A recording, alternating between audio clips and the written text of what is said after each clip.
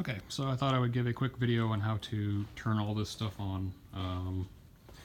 I wrote something on the procedures for starting this up, but I figured I'd do a video of it also.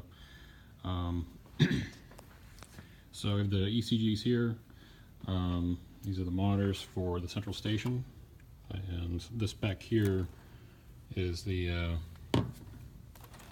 second power supply. It's a trip light.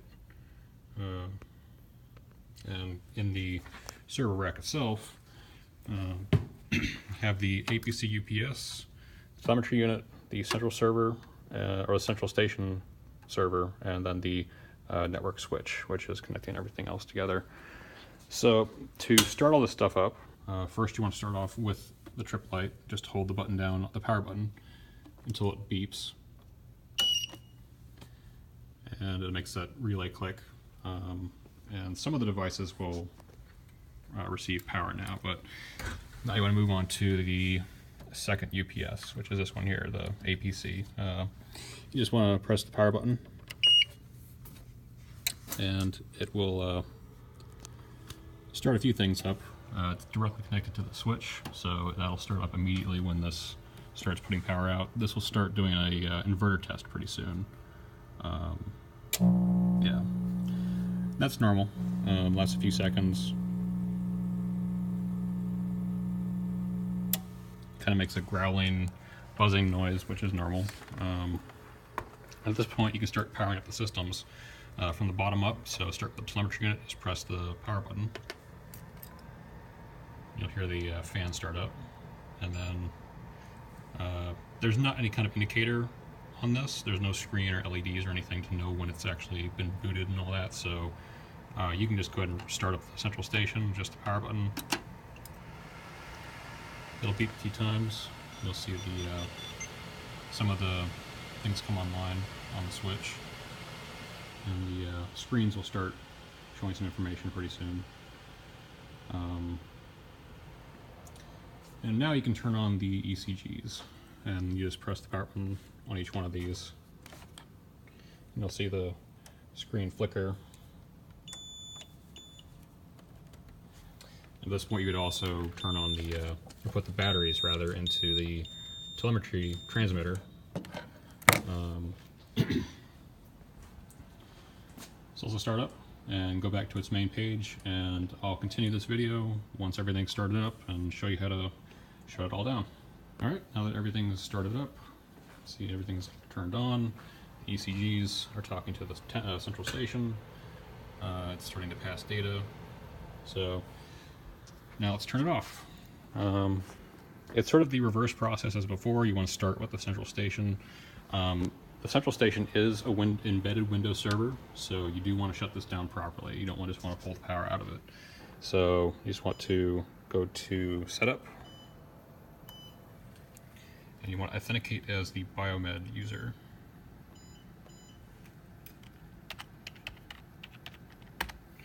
And once you're authenticated, you want to go down to System, and then you want to hit Shutdown System. And it'll ask if you actually want to shut down. You'll say yes. It'll start doing a shutdown.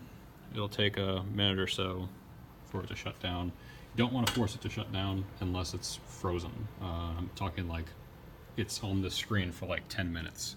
Then you want to shut it down, either by holding the power button down until it shuts off, or taking the power out of the back of it. But it should otherwise shut down like this normally.